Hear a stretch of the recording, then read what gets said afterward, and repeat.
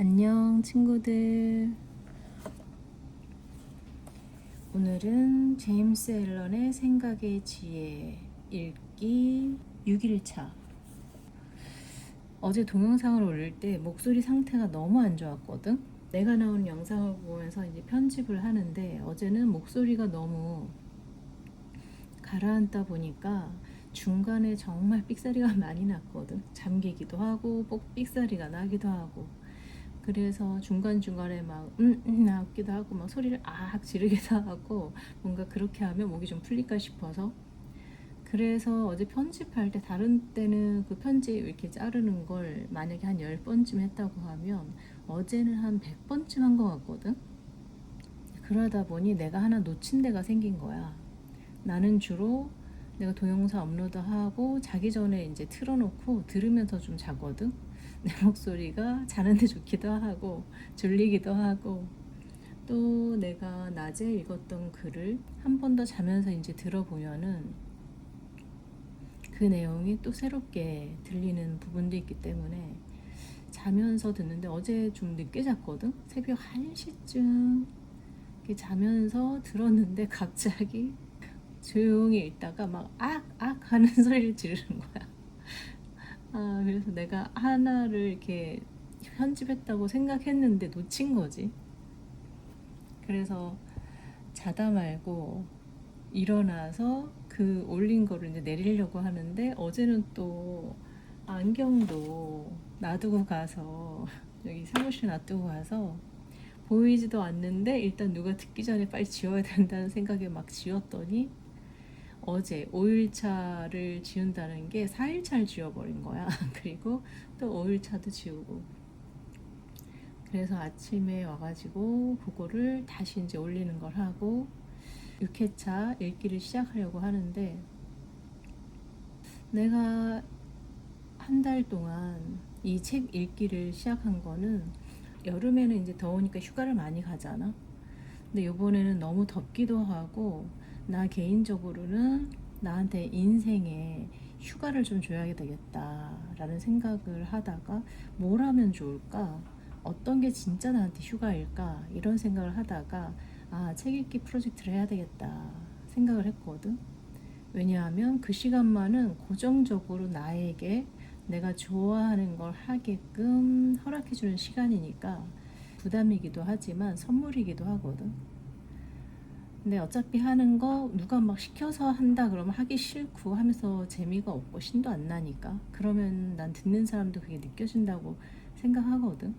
내가 진짜 좋아야 듣는 사람도 그 뭔가 진짜 좋음이 좀 전달된다고 생각하기 때문에, 내가 이게 좋은 거야 라고 이제 주는 내 의도가 들어가 있으면 그 의도 때문에 잘 전달되지 않는 경우도 많은 것 같아. 그래서 그런 의도를 빼려고 이제 노력을 하기도 하고 그 의도를 빼려고 노력하는 프로젝트이기도 하거든. 그래서 내가 한 달 프로젝트를 시작했는데 5일차, 오늘 6일차 5일을 하고 느낀 게, 와 정말 이게 몇 년 DJ를 하는 사람들도 있잖아. 그래서 남들이 할 때는 뭐 그냥 편안해 보이고 좋아 보였는데, 내가 5일의 모습 보면서 느낀 건, 야, 5일 동안 똑같은 컨디션, 똑같이 이 목의 컨디션을 유지하는 것도 이게 쉬운 게 아니구나. 정말 어떤 것이든 내가 경험해보지 않으면 모르는 것들이 있는 것 같아. 당연한 말이긴 한데, 내가 안다고 생각해도 내가 머리로 아는 것과 정서적으로 체험해서 아는 것과는 좀 다르다고 생각하거든. 그래서 사람 사이의 갈등은 서로 다른 체험, 다른 지식들로 채워져 있기 때문에 그것들의 충돌이 아닌가라는 생각을 하기도 해. 그래서 오늘은 좀 내 머릿속에 있는 이거 되게 중요한데 라고 생각했던 부분을 여기 그림으로 그리면서 한번 얘기를 해보려고 하거든. 자, 내가 뭘 그리는 건지 한번 추측해봐.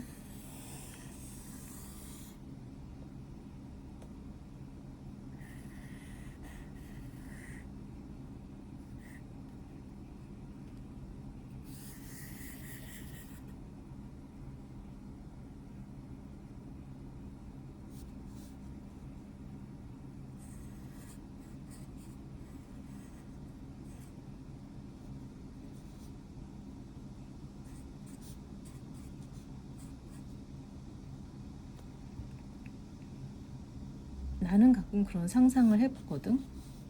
어떤 사람이, 그러니까 내가 왜 책이나 어떤 사람들의 말에 나는 왜 이렇게 동의할 수 없을까? 나는 왜 이렇게 확실하게 누군가한테 이게 맞아 라고 나의 확신, 주장 이런 것들을 하는 게 좀 어려울까? 라는 생각을 요즘에 제임스 앨런 책을 읽으면서, 제임스 앨런은 되게 자기 주장? 정확하게, 어쨌든 책이니까 그래야 하겠지. 정확하게 한단 말이야.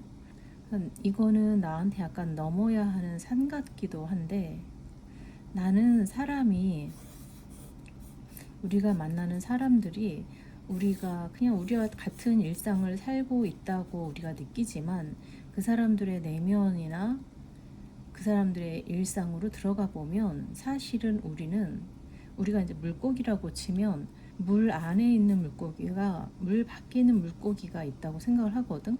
빅터 프랭크의 죽음의 수용소는 약간 이런 상태에 있는 사람들의 도움이 되는 책인 것 같아. 그리고 지금 읽는 제임스 앨런의 생각의 지혜는 여기 물속에 있는, 바닷속에 있는 물고기한테 하는 말이라는 생각이 들거든. 세상 사람들이 어떤 사람은 여기에도 있고 여기에도 있을 수 있겠지. 그리고 물론 요 안에도 있을 수 있겠지. 하지만 이걸 기준으로 한번 본다고 하면, 여기에 어떤 사람이 어떤 주장을 한다고 하면 그게 얘한테는 맞는데 얘한테는 안 맞는다고 생각하거든. 그래서 누군가한테 말을 한다는 것은 이 물고기 위치가 다른데 똑같은 말이 얘에게도 도움이 되고 얘에게도 도움이 되는 말이 없다고 생각을 한단 말이야, 기본적으로. 그런데 나도 이 사람들 중에 하나잖아. 그래서 내가 어떤 위치에 있는가에 따라 사람하고 대화하는 것도 달라진다고 생각하거든. 그래서 사람하고 대화하는 일을 하는 사람은 내가 어느 위치에 있는지부터 알아차리는 게 되게 중요하다고 생각해. 내가 여기에 있는지 여기 있는지 여기 있는지.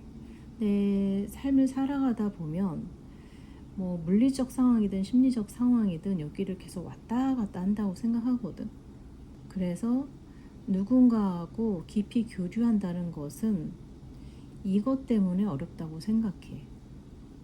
왜냐면 나의 이 위치성과 그 타인의 위치성은 늘 다를 것이기 때문에. 마음에 관련한 것들은 코칭으로 하거나 아니면 명상으로 가는 이유 중에 하나가 이거라고 생각하거든. 너 여기 있으니까 일로 와야지. 가르쳐 주는 건 일로 가야지 라고 얘기하는 거 약간 코칭, 조언 이런 것들이라고 생각해. 그런 것들은 이런 많은 산업들이 있겠지. 어디에 있는가에 따라서. 내가 어느 상황에 있던, 내가 어느 상황에 있는지 알아차리게 하는 거. 잠깐 멈춰서 내 위치가 여기면, 이걸 알아차리면 그 다음 내 넥스트 스텝을 가겠지. 이쪽으로 가던 이쪽으로 가던. 명상의 핵심은 내 위치가 어디 있는지 정확하게 아는 것이라고 생각하거든. 왜냐하면 우린 살아가다 보면 내가 여기에 있는데 마치 여기 있다고 생각하고 살기도 하고, 몸과 마음이 같은 곳에 있는 것이 아니라 분리되어서 내가 몸은 여기 있는데 마음은 여기 있는 것처럼 사는 것도 사실은 자연스럽지 않겠지. 그리고 내가 몸이 여기 있는데 마음이 여기인 것처럼 사는 것도 사실은 맞지 않겠지. 그런데 많은 사람들이 자기 위치와 몸의 위치와 마음의 위치가 다른 곳에 머물기 때문에, 다른 곳에 있기 때문에 그 일치되지 않는 것 때문에 심리적으로 어려움들이 생기고 많아진다고 생각하거든. 이런 명상 종류, 깨달음 종류는 여기에 있든 어디에 있든 자기의 위치를 깨닫게 하는 것 쪽에 방향성이 있다고 생각을 한단 말이지. 나는 이런 생각을 갖고 있다 보니 내가 어떤 책을 읽을 때 이 사람은 그래서 어디에서 얘기하는가 이런 것들을 많이 보거든. 이 사람은 여기에 물고기에 있으면서 저기 이만큼 앞질러 나갔어. 자기가 여기 뭔가 먹이가 많은 어딘가에서 간 그 위치성에서 이 사람들한테 얘기를 하는 것인지, 아니면 지금 파닥파닥파닥 하는 이 상태에서 얘기하는지, 그 위치성이 난 되게 중요하다고 생각하거든. 그러다 보니 이게 공허하지 않으려면 자기의 위치성을 정확하게 아는 사람이 얘기하는 거, 그런 책을 나는 선호하더라고. 우리 친구들도 내가 지금 어느 곳에 있나 이런 것들을 한번 살펴봤으면 좋겠다.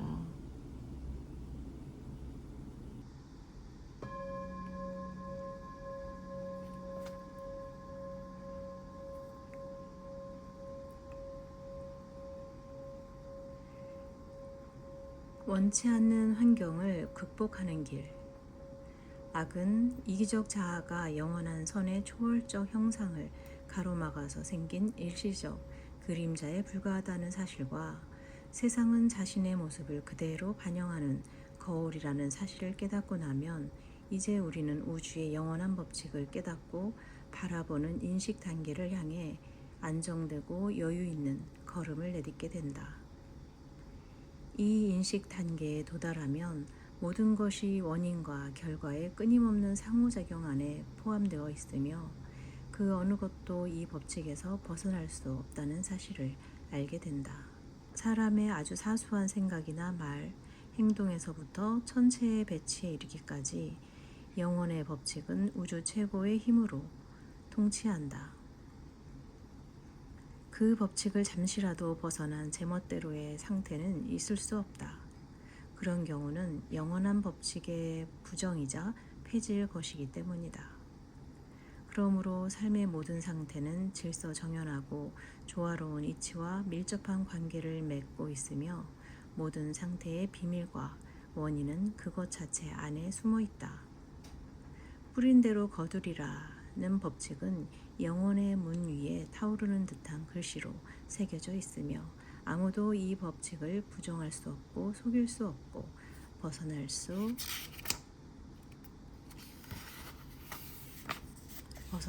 없다. 불 속에 손을 넣은 사람은 불길이 다 사그러질 때까지 타 들어가는 고통을 느껴야 하며 어떤 저주의 말을 내뱉거나 간절히 기도를 드려도 소용이 없고 상황을 바꿀 수 없다. 이와 똑같은 법칙이 정신의 영역도 지배한다.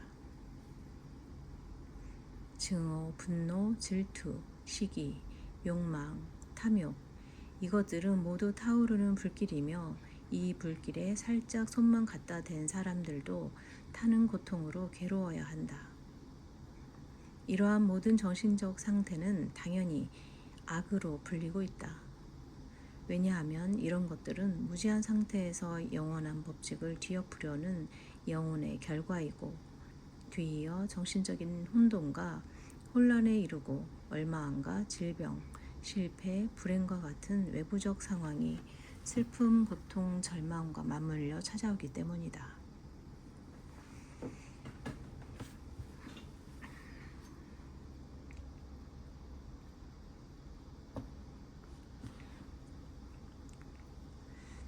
사랑, 온순함, 선의, 순수는 이를 추구하는 영혼에게 평화를 불어넣는 시원한 공기와도 같으며 영혼의 법칙과 조화를 이루면서 건강, 평화로운 주위 상황, 정도에서 벗어나지 않는 성공과 행운의 형태로 실현된다.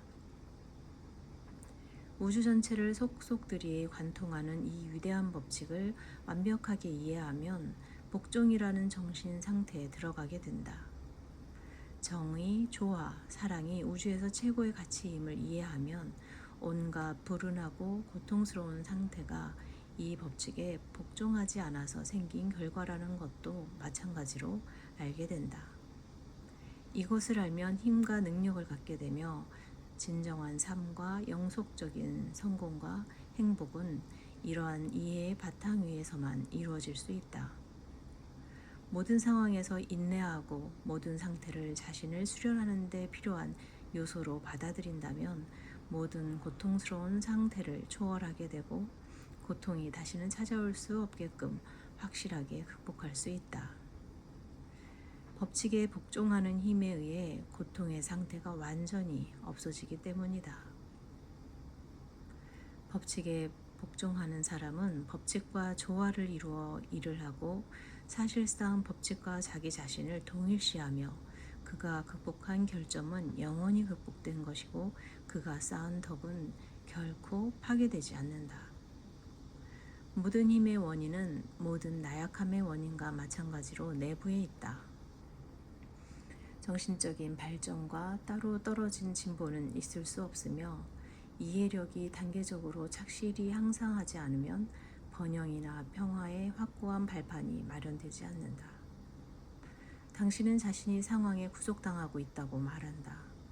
당신은 좀 더 좋은 기회, 좀 더 넓은 시야, 물질적 조건의 향상을 소리쳐 요구하고 있으며 마음속으로는 아마도 당신의 손과 발을 묶어놓은 운명을 저주하고 있을 것이다. 그러나 당신이 자신의 내적 삶을 향상시키겠다고 확고히 결심한다면 당신이 바라는 보다 나은 조건을 당신의 외적 삶에서도 만들어낼 수 있다.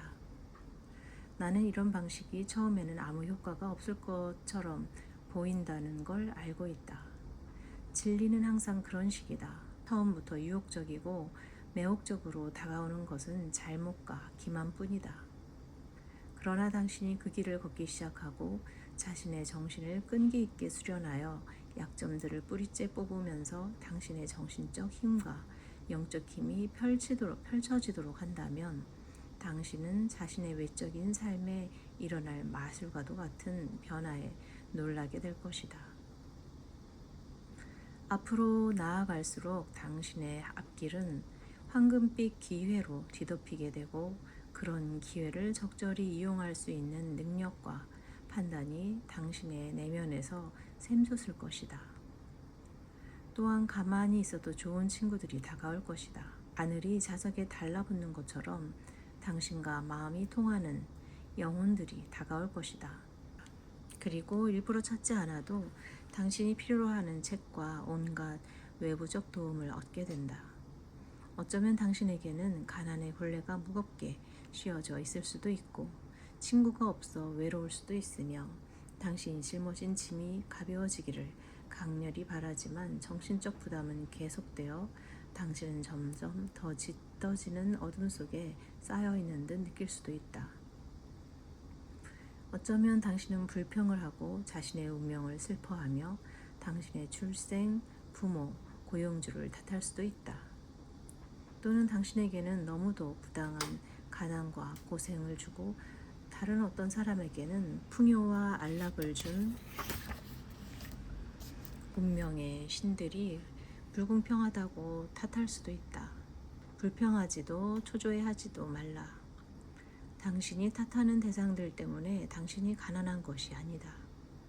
원인은 당신 내부에 있다. 그리고 원인이 있으면 구제할 방법도 있다. 당신이 불평꾼이라는 바로 그 사실은 모든 노력과 발전에 기초적인 믿음이 없다는 것을 보여준다. 법칙의 세계에는 불평꾼을 위한 자리가 없으며 걱정, 근심은 자기 영혼을 죽이는 짓이다. 바로 그러한 정신 자세 때문에 당신은 자신을 구속하는 굴레를 더 단단히 만들고 있으며 당신의 주위를 감싸고 있는 어둠을 스스로 끌어들이고 있는 것이다. 삶에 대한 생각을 바꾸어라. 그러면 당신의 외적 삶도 바뀔 것이다. 믿음과 분별력을 갖춘 사람이 되도록 인격을 수양하라. 그리고 더 좋은 환경과 폭넓은 기회를 가질 만한 가치가 있는 사람으로 자신을 만들어라. 무엇보다 당신이 지니고 있는 것을 최대한 활용하도록 하라. 작은 것쯤은 그냥 넘어가도 커다란 발전을 이룰 수 있다는 생각으로 자신을 기만하지 말라. 발전할 수 있다 해도 그것은 영원하지 못하며 자신이 무시하고 넘어간 교훈을 배우기 위해 다시 후퇴해야 할 것이다. 학생은 다음 진도로 나가기 전에 기본을 완벽하게 해야 하는 것처럼 당신이 원하는 위대한 선을 이루기 전에 당신이 이미 지니고 있는 것을 충실히 이용해야 한다. 성경에 나오는 달란트의 비유는 이러한 진리를 잘 보여주는 아름다운 이야기이다. 이 이야기는 우리가 가진 재능이 아무리 하잘 것 없고 시시한 것이라 해도 그것을 오용하거나 무시하거나 가치를 떨어뜨린다면 그것마저 우리에게서 달아난다는 사실을 비유적으로 묘사하고 있다. 자신의 재능을 무시하고 오용하는 사람은 그것을 소유할 가치가 없음을 스스로 보여주고 있는 셈이다. 당신은 작은 오두막에 살고 있고 별로 좋지 않은 환경에 놓여 있을지도 모른다. 당신은 좀 더 크고 청결한 집을 갖고 싶어 한다. 그렇다면 당신은 우선 자신이 살고 있는 오두막을 될 수 있는 대로 작은 낙원으로 만들므로써 청결하고 큰 집에서 살 수 있는 마음의 준비를 해야 한다. 당신의 집을 한 점의 얼룩도 없이 깨끗하게 유지하라. 자신의 한정된 여건 속에서 최대한 멋있고 기분 좋은 공간을 만들어라. 간소한 음식이라도 모든 정성을 다해 요리하고 당신의 소박한 식탁을 최대한 입맛이 당길 수 있는 식탁으로 꾸며라. 카펫을 살 여유가 없다면 미소와 환영의 마음을 방바닥에 깔고 인내의 망치로 친절한 말들의 못을 단단히 박아 놓아라. 이런 카펫은 햇볕에 바래지도 않고 계속해서 사용해도 닳지 않는다. 현재의 주위 환경을 이런 식으로 품위 있게 만듦으로써 당신은 그것을 극복할 것이고 그것의 필요성도 극복할 것이며 때가 되면 당신이 갖기 위해 준비하고 노력해왔던 좋은 집과 주위 환경으로 나아가게 될 것이다. 아마도 당신은 생각하고 노력할 시간을 더 많이 원하고 노력에 들인 시간이 너무 힘들고 길다고 느낄지도 모른다. 그렇다면 자신에게 주어진 금쪽 같은 시간을 최대한 충실히 이용하도록 하라. 당신에게 주어진 시간이 아무리 적더라도 그것을 이미 낭비하고 있다면 더 많은 시간을 원한다 해도 소용없는 일이다. 당신은 점점 더 나태해지고 냉담해질 것이기 때문이다. 가난과 시간 부족조차도 당신이 생각하는 바와 달리 악이 아니다.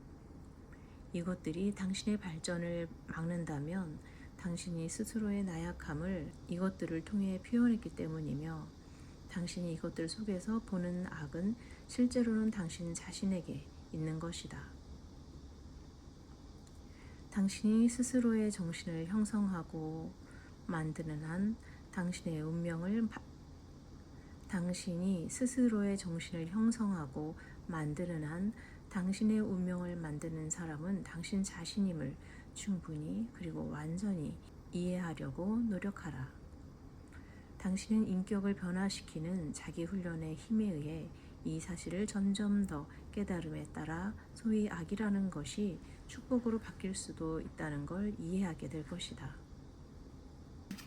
그러면 당신은 자신의 가난을 인내심과 희망, 용기를 개발하는 데 이용할 것이며 또한 작은 시간도 소중하게 효율적으로 이용함으로써 시간의 부족을 결단력과 행동의 기민성을 얻는 데 이용할 것이다.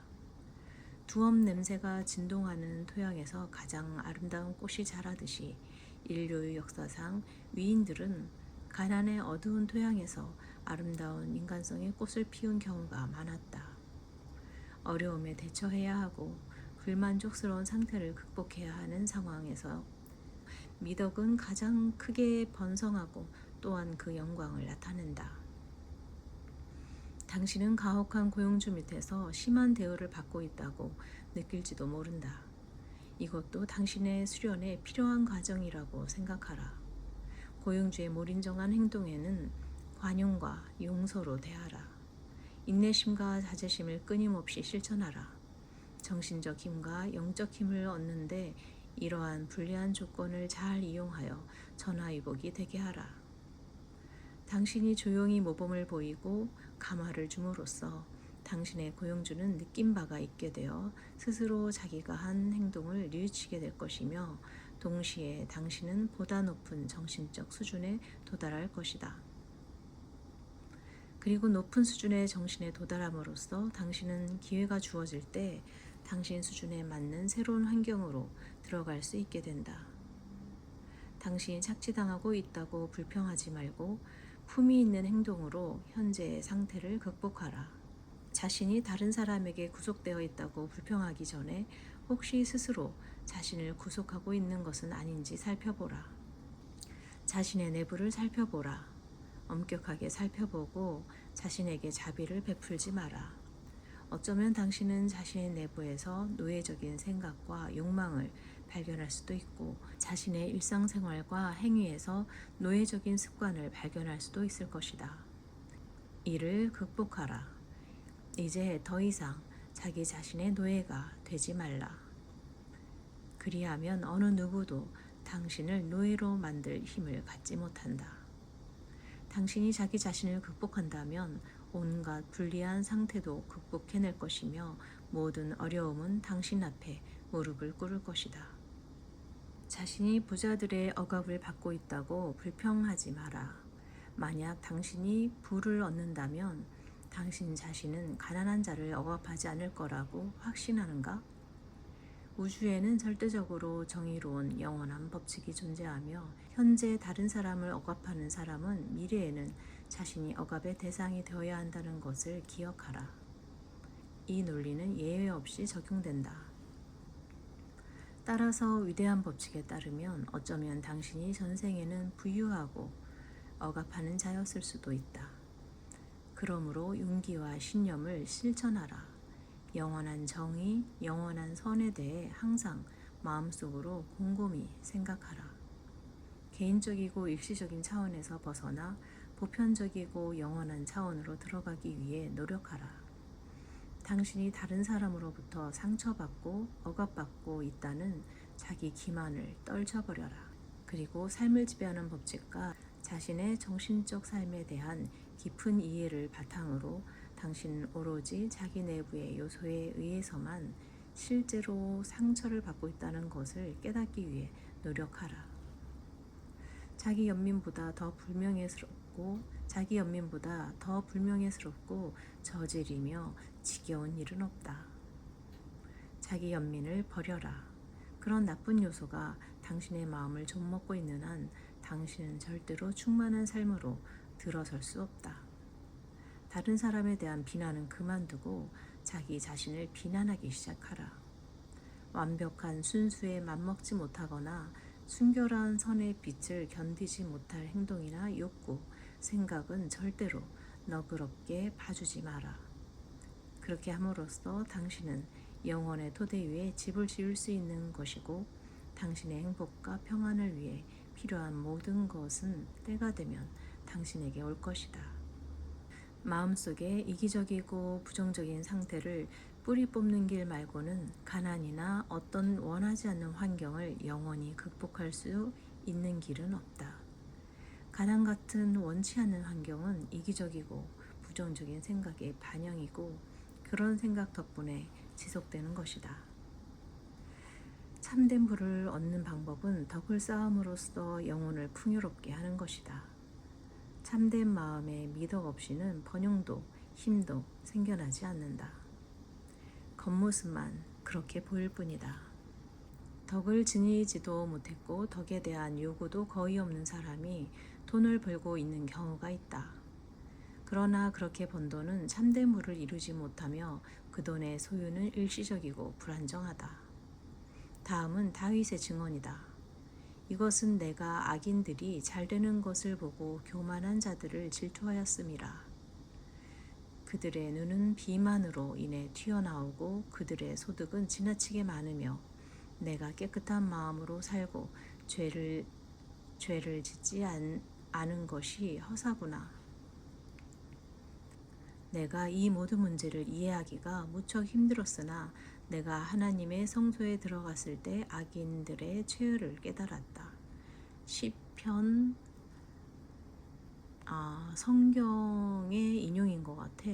악인들의 성공과 번영은 다윗이 하나님의 성소에 들어가기 전까지는 그에게 크나큰 시련이었으며 성소에 들어가고 난 후에야 그는 그들의 결말을 알았다.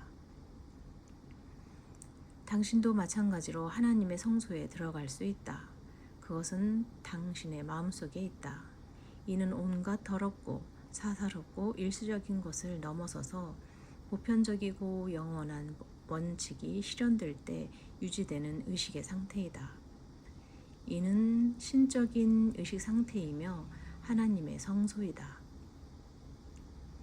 오랜 노력과 자기 수련으로 당신이 성스러운 신전 안으로 들어가는데 성공하면 숨겨진 것도 꿰뚫는 통찰력으로 모든 사람의 생각과 노력의 결과와 열매를 선과 악 둘 다를 알아보게 된다. 그러면 당신은 부도덕한 자가 물질적 재산을 축적하는 것을 보더라도 신앙심이 약해지는 일이 더 이상 없을 것이다. 그가 가난과 타락의 길로 다시 들어설 수밖에 없음을 알기 때문이다. 덕이 없는 부자는 실은 가난하며 강물이 바다로 흘러가고 있듯이 그는 부의 풍요 속에서 서서히 가난과 불행 쪽으로 나아가고 있는 중이다. 설령 그가 부자인 채로 죽는다 해도 그는 생전에 저지른 모든 부도덕한 행실의 쓰디쓴 열매를 거두기 위해 다시 태어나야 한다. 그리고 그가 부도덕하게 여러 번 부자가 되더라도 결국에 오랜 경험과 고통을 통해 내면의 가난을 극복할 때까지 그만큼 다시 가난 속에 던져진다. 그러나 물질적으로 가난해도 덕이 많은 사람은 실로 부자이고 현재의 가난 속에서 성공과 번영을 향해 확실히 나아가고 있는 중이며 넘치는 기쁨과 행복이 그를 기다리고 있다.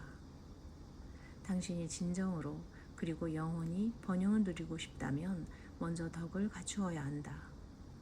그러므로 성공에만 목표를 두고 성공을 인생의 유일한 목적으로 삼아 그것을 향해 탐욕스럽게 달려드는 것은 어리석은 짓이다.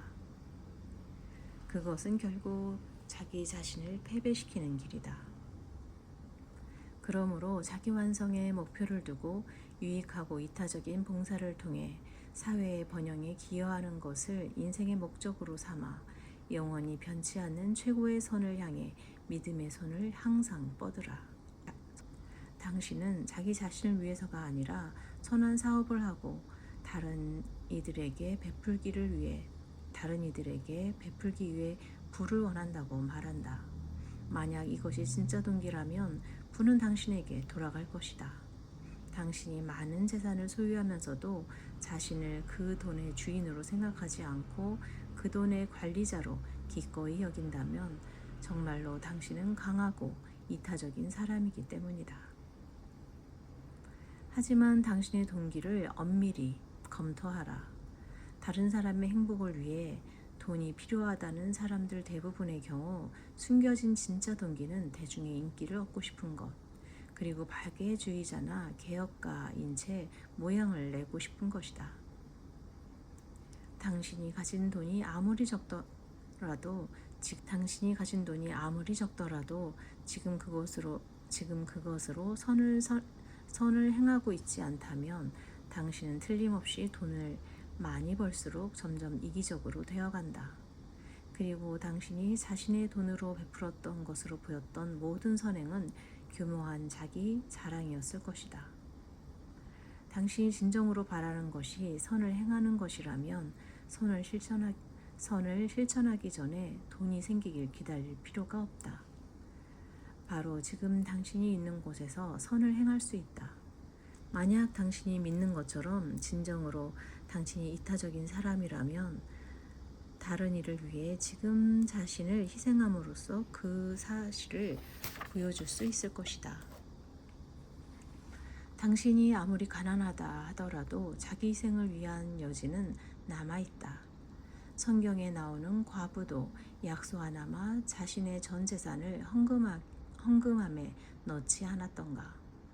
선을 진정으로 행하고자 하는 마음은 실천에 앞서 돈이 생기길 기다리지 않고 희생의 재단으로 간다. 그리고 사사로운 욕심의 무가치한 요소들을 그곳에 남겨놓고 밖으로 나와서 이웃과 이방인, 친구와 적에게 똑같이 축복의 기운을 불어넣는다. 결과는 원인에 연관되어 있듯이 번영과 힘은 내적인 선에 연관되어 있으며 가난과 무기력은 내적인 악에 연관되어 있다. 돈이 많다고 진정한 부를 이루는 것은 아니며 지위나 권력도 마찬가지다.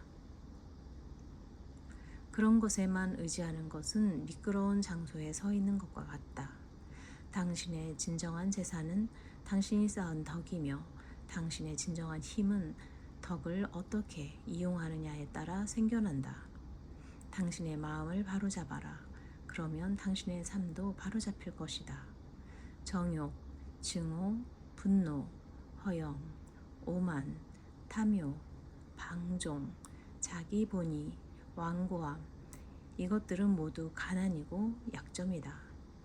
반면에 사랑, 순수, 친절, 온순, 인내, 동정심, 관대함, 헌신, 자기 희생, 이것들은 모두 재산이자 힘이다. 가난과 무기력의 요소가 극복되면 모든 것을 이겨내는 막강한 힘이 내부로부터 생겨나며 최고의 덕을 자신의 것으로 붙이는데 성공한 사람은 온 세상을 자신에게 복종시킨다. 그러나 부자들도 나름대로 불만족스러운 조건들을 가지고 있으며 가난한 사람보다 행복으로부터 더 멀리 떨어져 있는 경우가 흔히 있다. 그래서 우리의 행복이 외적인 도움이나 소유에 달려있는 것이 아니라 내적인 삶에 달려있다는 것을 알아보려고 한다. 당신은 고용주이고 당신이 고용한 사람들과 마찰이 끊이지 않는다고 치자.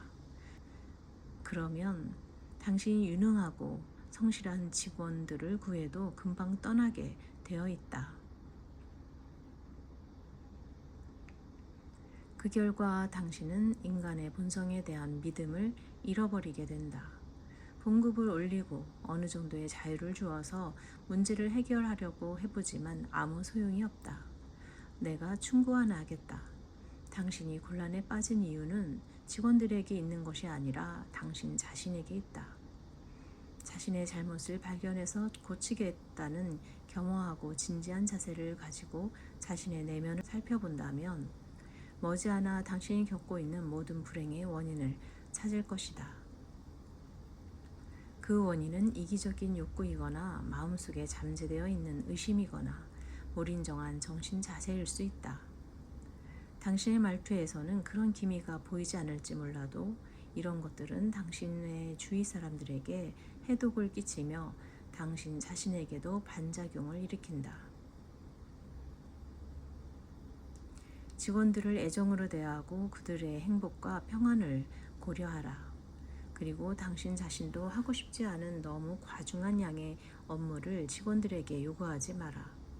선을 베푸는 고용주의 모습에 직원들이 전적으로 자기 자신을 잊고 열심히 일하는 회사가 있다면 그 고용주의 겸손은 참으로 아름답고 진귀하다 할 수 있다. 그러나 자신의 행복을 잊은 채 자신에 의해 생활을 유지하는 직원들의 행복을 위해 애쓰는 고용주가 있다면 그의 고귀함은 더욱 진귀하여 신성한 아름다움으로 빛나기까지 한다. 그런 고용주는 수십 배로 행복해질 수 있으며 자신이 고용한 사람들의 불평을 들을 필요도 없다. 대규모의 직원을 고용하면서도 한 번도 직원을 해결할 필요가 없었던 어떤 잘 알려진 고용주는 이렇게 말했다.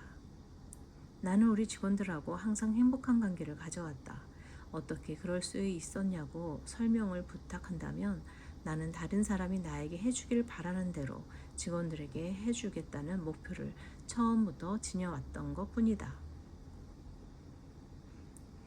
바로 이 말 속에 모든 바람직한 상태를 이루고 바람직하지 않은 모든 것을 극복할 수 있는 비결이 들어있다.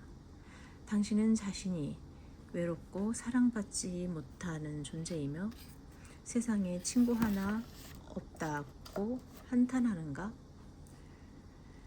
그렇다면 당신은 자신의 행복을 위해서 다른 어느 누구도 아닌 바로 당신 자신을 탓하라고 말하고 싶다. 다른 사람들에게 친절히 대하라. 그러면 당신 주변에 곧 친구들이 몰려올 것이다. 자신을 순수하고 사랑스러운 존재로 만들어라. 그러면 모든 사람에게 사랑받을 것이다. 당신의 삶을 고되게 만드는 상황이 무엇이든 간에 당신은 자기 정화와 자기 극복의 힘을 내면에서 개발하고 이용하여 그 상태를 벗어나고 극복할 수 있다. 그것이 지긋지긋한 가난이던 괄호 열고 내가 여기서 말하고 있는 가난은 죄에서 해방된 영혼들의 명예인 자발적인 가난이 아니라 불행의 원천으로서의 가난이다. 괄호 닫고 그것이 지긋지긋한 가난이든 부담이 되는 부이든 또는 인생이라는 그림의 어두운 배경을 이루는 수많은 불행, 슬픔, 근심거리이든 간에 당신은 그것들의 생명력을 불어넣은 당신 내면의 이기적 요소를 극복함으로써 그것들을 극복할 수 있다. 절대적인 영혼의 법칙에 의해 과거의 생각과 행위 중에 속죄하고 처리해야 할 부분이 있다는 것은 중요한 문제가 아니다. 왜냐하면 동일한 법칙에 의해 우리는 삶의 매 순간마다 새로운 생각과 행위를 하고 있고 그 생각과 행위는 좋게 혹은 나쁘게 만들 수 있는 힘이 있기 때문이다.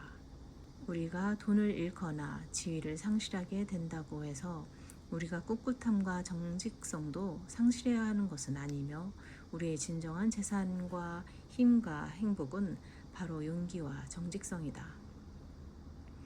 자아에 집착하는 사람은 스스로의 적이 되며 적들에게 둘러싸이게 된다.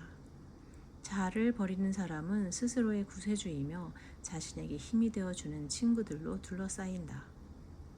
순수한 마음의 성스러운 빛 앞에서는 모든 어둠이 사라지고 모든 구름이 걷히며 자아를 정복하는 사람은 세상을 정복한 것과 같다. 그러니 가난에서 벗어나라. 고통에서 벗어나라. 자아에서 벗어남으로써 당신의 근심, 걱정, 탄식, 불편, 번민, 외로움에서 벗어나라.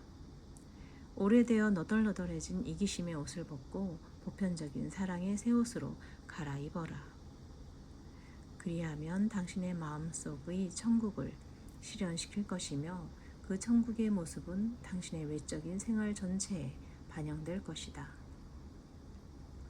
자기 극복의 길에 확고히 발을 들여놓고 믿음이라는 지팡이의 도움을 받으면서 자기 희생의 길을 걷는 사람은 틀림없이 최고의 성공과 번영을 이룰 것이며 풍요롭고 영구적인 기쁨과 행복을 느끼게 될 것이다. 그리고 또 시 한 편. 최고선을 추구하는 자들에게는 모든 것이 가장 지혜로운 목적에 공헌한다. 어떤 것도 나쁘게 오지 않으며 지혜는 모든 형태의 악을 선으로 바꾸어 놓는다. 즐거운 빛으로 빛나려고 기다리는 별을 음울한 슬픔이 덮어 가리지만 지옥은 천국을 섬긴다. 그래서 밤이 지나면 멀리서 황금빛 영광이 온다. 패배는 우리가 그것을 발판으로 삼아 더 순수한 의도로 더 고귀한 목적을 향해 나아가는 계단일 뿐이다. 손실은 이득으로 인도하며 기쁨은 시간의 언덕을 오르는 진실한 발걸음과 동행한다. 고통은 인간을 거룩한 기쁨의 길로, 신성한 생각과 말과 행위의 길로 인도한다. 어둠을 드리우는 구름과 빛나는 광명은 위로 향한 인생의 대로를 따라 서로 맞닿는다. 불행은 그 길을 구름처럼 덮을 뿐 그 길의 목적과 종점은 밝고 드높은 성공의 하늘에 있고 그것은 우리가 찾아내어 머무르기를 기다리고 있다. 우리의 희망의 계곡을 뒤덮는 의심과 공포의 무거운 장막, 영혼이 맞서 싸우는 마음속 어둠, 눈물 어린 쓰디쓴 결과, 상심, 불행, 그리고 슬픔, 믿었던 의리가 깨어져 생겨난 마음의 상처, 이 모든 것들은 우리가 그것들을 발판으로 삼아 확실한 믿음에 살아있는 길에 오르는 계단이다. 주의 깊은 사랑과 동정심이 죽음의 나라에서 생명의 나라로 오는 순례자를 마중하러 달려나간다. 모든 영광과 모든 선한 것이 순례자가 오기를 기다린다.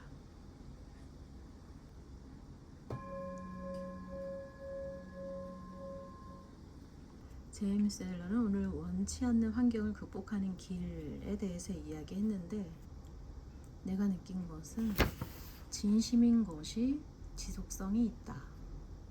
진심이 아닌 것은 지속성이 있을 수 없다.